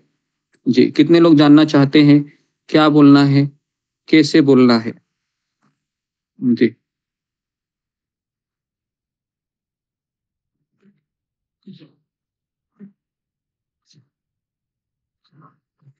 जी, अब ये बोलने के पश्चात मैं कुछ भक्तों को पूछूंगा डेमो देने के लिए। डेमो पता है आपको? जी, डेमो मतलब मैं यहाँ पर कस्टमर बनूंगा और आप दुकानदार बनेंगे या फिर आप फोन करने वाले व्यक्ति बनेंगे। ठीक है? जी जी, सुनिए अभी अच्छे से सुनिए कि आपको किस तरह से बोलना है। ठीक है? या फिर ये लेक्चर तो रिकॉर्ड हो रहा होगा, तो आप इसको है ना सुनिए, वापस सुन सकते हो, क्योंकि अभी एक बार स्क्रीन रिकॉर्ड होती है लेकिन वीडियो रिकॉर्ड नहीं होता है। ठीक, तो देखो आपने फोन घुमाया, 10 डिजिट का फोन नंबर घुमाया, क्या क्या पॉसिबिलिटीज होती है वो भी मैं आपको बताता हूँ, क्योंकि मैंने वो कॉलिंग की सेवा 1 से 1.5 साल की है, कंटिन्यूस की है। तो मुझे ऐसे ऐसे अनुभव आए हैं, वो सारे अनुभव अभी तो मैं शेयर नहीं करूंगा, लेकिन कैसे होता है कॉलिंग की सेवा मैं आपको बता रहा हूँ। आपने किसी को फोन घुमाया और उसने उठाया, अभी वो उठाने वाला व्यक्ति किसी भी हालत में रह सकता है, बराबर है, वो बिजी हो सकता है, खाई में हो सकता है, जो भी हो सकता है। ठीक है, तो इसके लिए समय भी आप ऐसा रखिए कि 1 बजे का समय मुझे ठीक लगता है दोपहर में। उस समय अगर कोई वर्कर रहेगा तो फिर वो 1 से 2 उनका लंच टाइम होता है, उस समय उठा भी सकते हैं वो। या फिर 1 से 2 में ऐसा होता है कि खाना खाने का समय होता है, तो लोग थोड़ा सा फ्री भी होते हैं। ठीक, तो आपने फोन घुमाया और आपने उनको पूछा हरे कृष्णा, हरे कृष्णा। प्रभु जी माता जी बिल्कुल मत बोलिए, ये भी बोल रहा हूँ, पता है क्यों? क्योंकि किसी किसी को माता जी बोलना भी अच्छा नहीं लगता है, किसी को प्रभु जी बोलना भी अच्छा नहीं लगता। तो अब हरे कृष्णा बोलिए, हरे कृष्णा हम इस्कॉन मंदिर से बोल रहे हैं, इतना ही बोलिए। ठीक है, इस्कॉन मंदिर से बोल रहे हैं या इस्कॉन संस्था से बोल रहे हैं, या फिर हरे कृष्णा डिवोशनल ग्रुप है हमारा, जो इस्कॉन की संस्था का एक भाग है, इस तरह से भी आप बोल सकते हैं। ठीक है,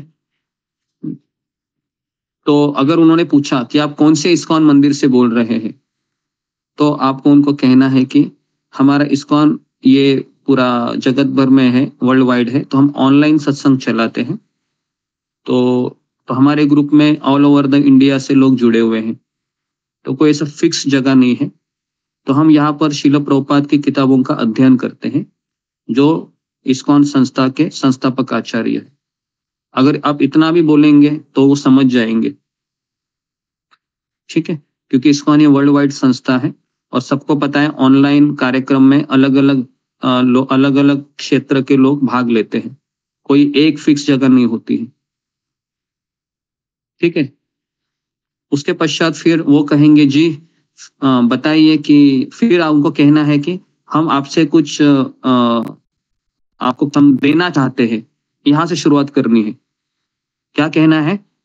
हम आपको कुछ देना चाहते हैं। अच्छा, फिर वो कहेंगे जी बताइए। जब आप किसी को कहेंगे ना हम आपको देना चाहते हैं, तो वो जरूर सुनेगा। सुनेगा कि नहीं? वो सुनेगा, क्योंकि सबको लेना है, इस संसार में सबको लेना है। आपको कहना है कि मुझे आपको कुछ देना है, तो कहिए कि जी आप क्या देना चाहते हैं? हम बोलते हैं कि हम आपको अपनी खुशियां लौटाने के लिए आए हैं। समझ में आ रहा है? आपको कहना है कि हम आपकी खुशियां, आपके सुख वापस लौटाने आए हैं। तो बोलता है कि ये कैसे हो सकता है? तो कहिए कि देखिए कि हम आपको भगवत गीता के संदर्भत कुछ चीजें बताना चाहते हैं, जिसको आप अपने जीवन में पालन करने से आपका पारिवारिक जीवन बहुत अच्छा बन सकता है, आपके रिश्ते हैं बहुत मजबूत हो सकते हैं और घर में कोई लड़ाई झगड़ा बिल्कुल नहीं होगा। आपको बस इतना ही करना है कि आपको हमारे ऑनलाइन सत्संग में आना होगा, और ये बिल्कुल निःशुल्क है, इसमें कोई फीस नहीं है। तो बोलेगा अच्छा फिर क्या करना होगा मुझे? तो कहेगा कि 3 से 4 भगवत गीता का एक क्लास होता है, तो उसमें आपको आना है। उसमें कम से कम 100 लोग जुड़ते हैं, ऑल ओवर द इंडिया से हैं। तो आप वहाँ पर आइए और वहाँ पर आपको ज्ञान मिलेगा, आप सुनिए। आपके कुछ सवाल है तो वहाँ पर पूछ सकते हो, ठीक है? तो अपने आप को थोड़ा-सा आप समय दीजिए और फिर आपको ये पूछना है, क्या आप चाहते हैं कि आपका परिवार हमेशा सुखी रहे, स्वस्थ रहे? तो कहेगा हाँ। क्या आप चाहते हैं कि अगर वो पत्नी रहेगी, तो आपको पूछना है, क्या आपको चाहते हैं कि आपका पति हमेशा आपका सुने? कहते हाँ। बोले कि तो इस तरह से आपको उनको कहना है। समझ में आ रहा है? उनसे हाँ, हाँ, हाँ, हाँ, हाँ, हाँ कहलवाना है। तो ये कुछ सवाल होते हैं जो आपको देखो, इंटेलिजेंट होना चाहिए व्यक्ति को, है ना? बुद्धिमान होना चाहिए, तभी तो वो प्रोडक्ट सेल कर सकता है। और क्या हम झूठ बोलते हैं यहाँ पर? कोई झूठ नहीं यहाँ पर। भगवत गीता को फॉलो करके परिवार अच्छा ही होता है, परिवार तो बेस्ट होता है ना? अर्जुन का परिवार बेस्ट था, बराबर है? तो इसके लिए हम कोई झूठ नहीं बोल रहे, हम केवल उस चीजों को क्या बोल सकते हैं, मक्खन तुप लगाकर उनके सामने रख रहे हैं, घी शक्कर जो भी है। समझ में आ रहा है? तो ये कुछ सवाल है उनको पूछने का, क्या आप अपनी जिंदगी को और बेहतर बनाना चाहते हैं? क्योंकि हाँ। फिर कहते हैं कि क्या आपका जो जॉब चल रहा है, क्या उसको और अच्छा बेहतर बनाना चाहते हैं? तो हाँ, वो तो मैं हमेशा चाहता हूँ। फिर क्या आपको ऐसा लगता है कि आपका बेटा आपकी बात नहीं मान रहा है कि वो भी आपकी सुने? क्या भी वो चाहते हैं? कि हाँ। तो फिर देखो, अगर आपको ये चाहिए तो आपको थोड़ा समय आपको निकालना होगा। कहेंगे हाँ जरूर निकालेंगे, क्या करना है मुझे, कहाँ आना है बताओ? तो कहेंगे आपको कहाँ आना नहीं है, आपको जहाँ है वहीं पर रहिए, आपको केवल लॉग इन करना है। फिर कहे कैसे करते हैं ये? तो फिर कहते हैं कोरोना में पता है आपको, पहले छोटे बच्चों का क्लास चलता था ऑनलाइन। हाँ हाँ हाँ हाँ हाँ हाँ, बस वैसे ही होता है। आपको ऐसे बताना है, उनको समझाना है, ये सारी चीजें आपको समझानी है। फिर वो कहेगा क्या करूं स्वामी जी, क्या करूं महाराज जी, जीवन में बहुत दुख है। फिर वो अपना रोना धोना शुरू कर देगा। फिर आपको क्या करना है? आपको कहना है कि जी जी जी, देखिए ये सबकी सबकी ये बीमारी है, तो क्यों ना हम सत्संग में आपसे और डिटेल में बात करें। तो आपको ऐसा उनको ऑप्शन रखना है, नहीं तो फिर क्या होगा, वो आपका आधा घंटा खा लेगा और आधा घंटे के बाद वो आएगा भी नहीं। तो आपको उनको थोड़ा सा क्या करना है, प्रेरित करना है कि आपके जितने भी सवाल है आप सत्संग में आकर पूछिए, कि मैं एक छोटा सा आदमी हूँ, या फिर हमारे जो गुरु जी है या प्रभु जी है वो आपसे वहां पर मुलाकात करेंगे। ठीक है जी? कितने लोगों को ये समझ में आया? फिंगर को रेज कीजिए, जो जो चीजें मैंने बताई।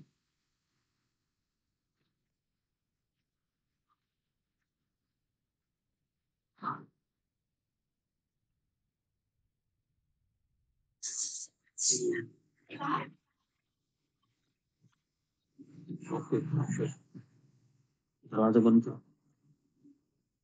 ओके जी जी, समझ में सबको आ गए? 29-30 लोग हैं। ओके जी।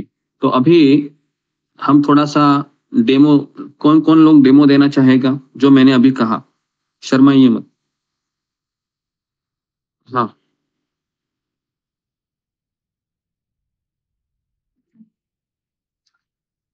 जी, बताइए। और जिनको लैंग्वेज का प्रॉब्लम है, तो मेरा उनसे निवेदन है कि जो जो चीजें मैंने अभी आपको बताई उसको शुद्ध हिंदी में रटने का प्रयास कीजिए, क्योंकि कॉलिंग सेवा में ज्यादा कुछ नहीं होता है, बस वही चीजों को दोहराना होता है। ठीक है? देखिए, आपने जब सेवा के लिए नाम दिया था तो 28 लोग थे, और अगर आपको डेमो नहीं दोगे आप, तो आपको कुछ नहीं आएगा। आप कुछ तो गड़बड़ी करेंगे और फिर वो व्यक्ति है बेचारा आने वाला रहेगा, वो भी नहीं आएगा। ऐसा नहीं होना चाहिए, है ना? आपको वो आना चाहिए, बराबर है? अगर आप यहाँ पर कुछ सीखना चाहते हैं तो आपको वो बोलना आना चाहिए, सीखना आना चाहिए। ठीक है? रोज रोज तो आप प्रवचन सुन रहे हैं, समझ रहे हैं, तो सेवा करने के लिए ये जो अब आज का जो सत्र है, ये जितना भी मैंने लेक्चर दिया उसका सार है ये। अगर आप ये चीज नहीं करेंगे तो जिंदगी में कभी प्रभुपाद को हम संतुष्ट नहीं कर पाएंगे, ना हम कभी कृष्ण को संतुष्ट कर पाएंगे। बस हम अपना भक्ति का ही सोचते रहेंगे। हाँ, तो इसके लिए थोड़ा सा डेमो देने का प्रयास कीजिए। ठीक है, ममता पाल बोलो। हरे कृष्ण गुरु दंडवत प्रणाम। गुरु जी, जैसे आप सबसे पहले बताए कि हमें कॉल जब हम करते हैं किसी को, तो हमें फिर सबसे पहला उनको माता जी प्रभु सबसे जी नहीं पहले बोलना नहीं, है। मान लो तुमने मुझे ही फोन घुमाया है, जी ठीक है, अभी मैं बोलता हूँ तो मुझसे बात करो। कैसे बोलना है, क्या बोलना है, मैंने अभी अभी सिखाया है। ठीक है जी जी, ठीक है। तुमने फोन घुमाया, मैंने फोन उठाया, मैंने कहा हेलो, पहले फिर तुम क्या कहोगे? मैं हरे कृष्णा बोलूंगी उनको, हाँ हरे कृष्णा बोल के उनका स्वागत करूंगी। फिर बाद हाँ। में आप जैसे बताए कि हमें पहले स्टार्ट नहीं, आप माता जैसे जी की वगैरह नहीं, नॉर्मल बात करो मुझसे। अच्छा ठीक, हाँ ठीक है नॉर्मल। जी हाँ जी। तो मैं हरे कृष्णा टीवी चैनल के माध्यम से बोल रही टीवी हूँ। चैनल नहीं बोलना है, मैंने क्या कहा, हम हरे कृष्ण जी संस्था से बोल रहे हैं, संस्था। जी इस्कॉन का भी हरे कृष्ण संस्था अब कहने का, हरे कृष्ण संस्था इस्कॉन से कह रहे हैं, बोल रहे हैं। ठीक है, फिर मैं कहूंगा कौन से इस्कॉन संस्था से आप बोल रहे हैं? जी। तो हाँ मैं इस्कॉन तो ऑल इंडिया में है, मतलब पूरे भारत में है हमारे इस्कॉन का जो संस्था है। तो मैं हमारे इधर के जो श्रील प्रभुपाद जी है, आचार्य जो है, उनकी संस्था है। तो हम उधर से कॉलिंग का सेवा करते हैं और कॉलिंग ये सेवा सब के नहीं माध्यम बोलना से है हम हमको, हम कॉलिंग की सेवा करते हैं वगैरह। मैंने कहा ये सब चीजें, मैंने बिल्कुल नहीं कहा ये। मैंने ये कहा कि संस्था की ओर से हमारा ऑनलाइन सत्संग होता है, जिसमें कई भारत के लोग अलग अलग क्षेत्रों से जुड़े हुए हैं। तो ये ऑनलाइन सत्संग होने के कारण ये कोई फिक्स जगह नहीं है, लेकिन यहाँ पर हम हमारे शिल प्रभुपाद जी की भगवत गीता का यहाँ पर क्या होता है, प्रशिक्षण दिया जाता है या फिर सत्र होते हैं, जिससे हम अपने जीवन को सुधार सकते हैं, ये कहना है। गुरु जी, समझ में आ अगर रहा है? कोई ऐसे अचानक से पूछते हैं कि भगवत गीता क्या है, उनको तो पता ही नहीं वो क्या अचानक है कोई भगवत पूछेगा गीता। नहीं, जब तक तुम वो भगवत गीता पूछेंगे तो उनको यही कहना है कि भगवत गीता है, ये आपके जीवन में एक नई क्रांति ला सकते हैं। और फिर आपको ये सवाल पूछना है कि क्या आप आपका जीवन अच्छा करना चाहते हैं और बेहतर बनाना चाहते जी हैं, परिवार में सुख शांति लाना चाहते हैं, आप जॉब करते हैं तो आपको जॉब भी और बेहतर बनाना चाहते हैं, जो भी है उनको कहेंगे क्या आप उसको बेहतर बनाना चाहते हैं, बेहतर बनाना चाहते हैं। तो सब लोगों को बेहतर बनाना है जीवन को, तो सब हाँ हाँ ही जी, कहेंगे। मतलब फिर जितना उनको कहना पूछना है है कि उतना। आप जी फिर हमारे सत्संग प्रोग्राम में आइए, बिल्कुल निःशुल्क है। और इस्कॉन ये वर्ल्ड वाइड संस्था है, इसमें भगवत गीता के ऊपर काफी लोगों ने अपने जीवन को सुधार लिया है। और हम आपसे कुछ नहीं चाहते हैं, आप ये भी मत सोचिए कि हम आपसे कुछ पैसा चाहते हैं, धन चाहते हैं, नहीं। हम यही चाहते हैं कि आपका जीवन बहुत अच्छा हो जाए और आप एक भगवान के सुंदर भक्त के रूप में, है ना, हमारे सत्संग में आते रहिए।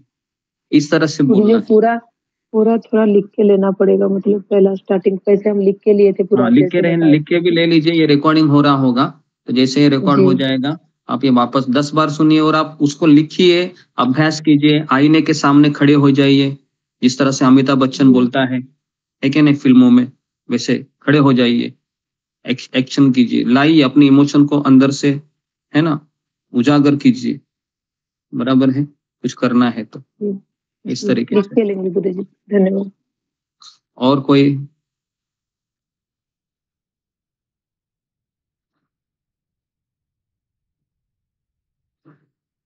जी, उषा ठाकुर।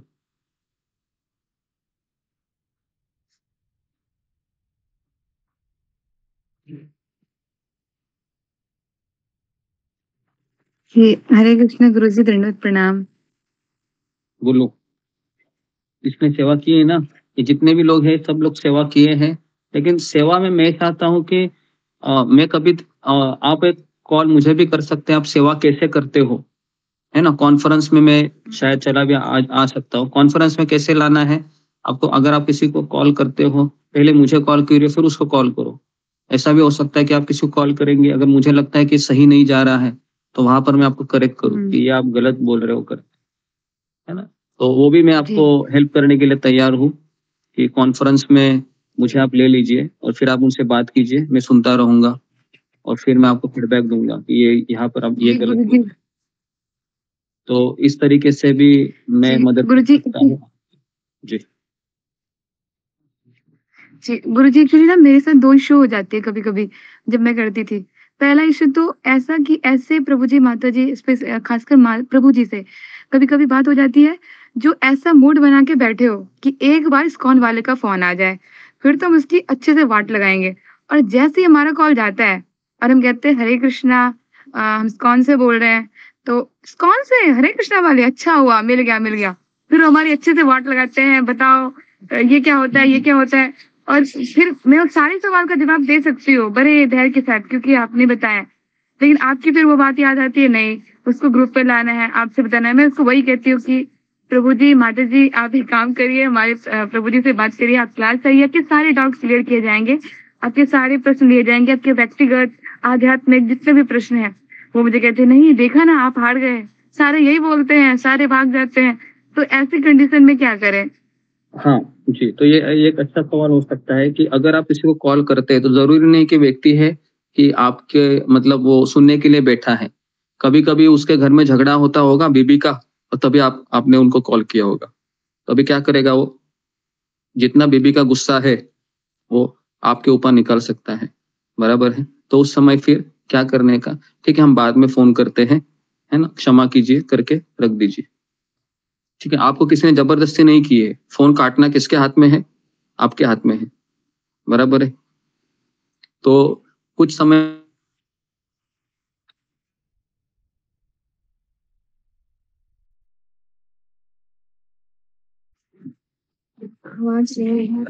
चल रहा है वो तो कदापि नहीं आएगा, है ना। वो तो आपको बोलेगा अरे तुम्हारे कृष्ण को मैं मार देता हूँ, कहाँ है बोलो।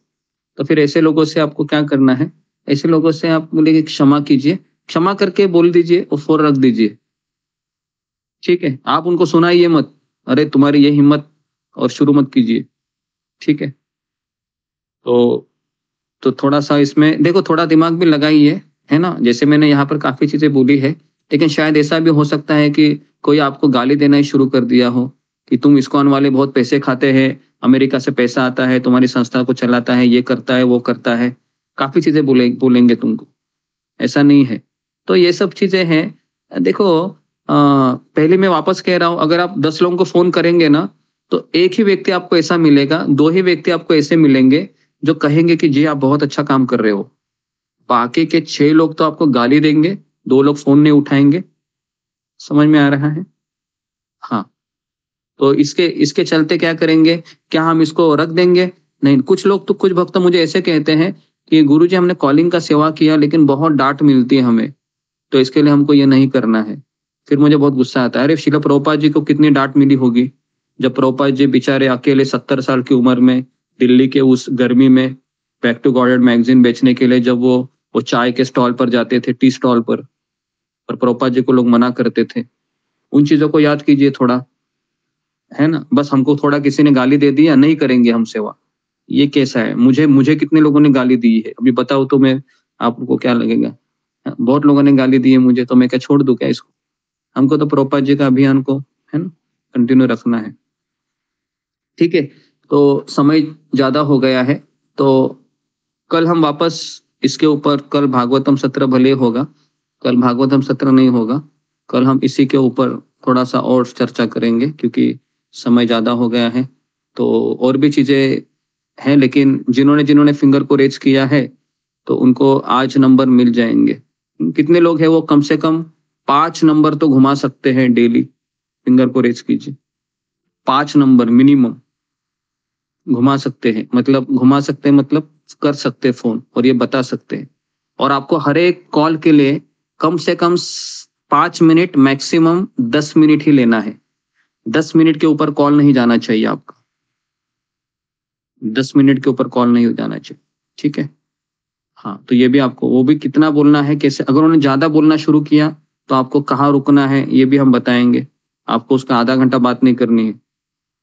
ठीक है जी, तो 18 लोग हैं, तो मान लो 18 लोग भी रेडी होते हैं, कम से कम तो अभी कुछ लोग चले गए हैं, 20 लोग पकड़ लेते हैं, 20 into 5 1000, अगर 100 कॉल भी जाते हैं, 100 कॉल में से 10% मान लो 10 लोग भी आते हैं, 10 लोग मान लो आएंगे, लेकिन 10 में से 4-5 ही लगे रहेंगे, तो ये रेशो है। तो मान लो कि एटलीस्ट हमको 3 से 4 नए लोग रोजाना मिल जाएंगे, समझ में आ रहा है, और फिर इनका भी भक्ति शुरू होगा। ठीक है, तो गुरुजी मेरा एक प्रश्न है जी, गुरुजी तो इस इसमें। तरीके हरे से कृष्ण गुरुजी, दंडवत प्रणाम। हाँ, एक प्रश्न है गुरुजी हाँ, मेरा इसमें ना। गुरुजी जैसे हम मतलब ले आते हैं भक्त, यहाँ पे आते भी हैं और हम यहाँ पे ज्वाइन करवा देते हैं, लेकिन जैसे मतलब मैं ये सोच रही थी कि जैसे आप मतलब एक कंडीशन रखी है आपने कि कैमरा ऑफ ऑन होना चाहिए, तो उसमें भी काफी भक्त चले जाते हैं। मेरे तो 2-3 भक्त ऐसे हैं जो चले गए। मैंने हालांकि हाँ, बात आपसे बात की थी, लेकिन उनको बताया हाँ, था कि अब मतलब अब आ जाना, लेकिन वो फिर आई नहीं। तो गुरुजी कुछ हाँ, हाँ, क्योंकि हमें ऐसा होता है ना कि अगर कोई मुझे कहता कि आप आ जाओ, लेकिन मैं कभी नहीं आती। तो ये कि मतलब कंडीशन कैसी थी, मैं आ गई। लेकिन जब हम आपको सुनते हैं प्रवचन, जब आप कहते हो, है ना, तो सुनते सुनते हमें अलग सा वो लग जाता है कि हमें मतलब अपने आप ही हम पीछे चले आते हैं। तो मतलब मेरा ये था कि अगर 1-2 हफ्ते तक हम मतलब हाँ, एक कैमरा हफ्ते तक 2 हफ्ते तक, 1 हफ्ते तक 2 हफ्ते तक हम कैमरा ऑफ उनको रखवा सकते हैं, लेकिन ये हमेशा के लिए नहीं रहेगा, है ना। नहीं नहीं, तो हमें रिमूव भी करोगे तो हम दोबारा फिर आ जाएंगे, हमें डांट कर देंगे तो हम दोबारा फिर आएंगे, है ना, क्योंकि हमें पता है कि इसकी वैल्यू क्या है। लेकिन ये हाँ, स्टार्टिंग जो होता है 1-2 हफ्ता, है ना गुरुजी। हाँ, हाँ, ये मैं कह रही जी, जी, हरे कृष्ण। 15 दिन के लिए हम ऐसा रखेंगे कि नए लोग हैं कैमरा ऑफ करके सुन सकते हैं, कम से कम, ठीक है। लेकिन जैसे ही 15 दिन के पश्चात फिर आपको उनको कहना है कि अभी आपको कैमरा ऑन करके ही करना होगा, करके इस तरीके से। जी ठीक है, जी जी। तो ये इसलिए जरूरी है क्योंकि नहीं तो फिर वो निराकार रूप हो जाएगा, है ना। अभी जैसे कुछ लोग हैं निराकार स्वरूप धारण किए हुए, तो उनको फिर कृष्ण कैसे मिलेंगे। कृष्ण निराकार नहीं है, कृष्ण साकार है। साकार है तो फेस टू फेस आना चाहिए ना, बराबर ना। नहीं तो वो निराकार स्वरूप होता है, मतलब तुम कहाँ हो, कहाँ से बोल रहे हैं, मुझे कुछ लेना देना नहीं है, मैं भी कहाँ पर हूँ, आपको भी मुझसे लेना देना नहीं। अभी आप कैसे कैमरे के सामने, तो आपको पता है ये व्यक्ति मुझे देख रहा है तो मुझे अलर्ट रहना है, बराबर है। जैसे कैमरा ऑफ हो गया फिर आपको पता है मैं अपनी दुनिया में बस घूमता रहूं, घूमती रहूं, किसी को पता नहीं है।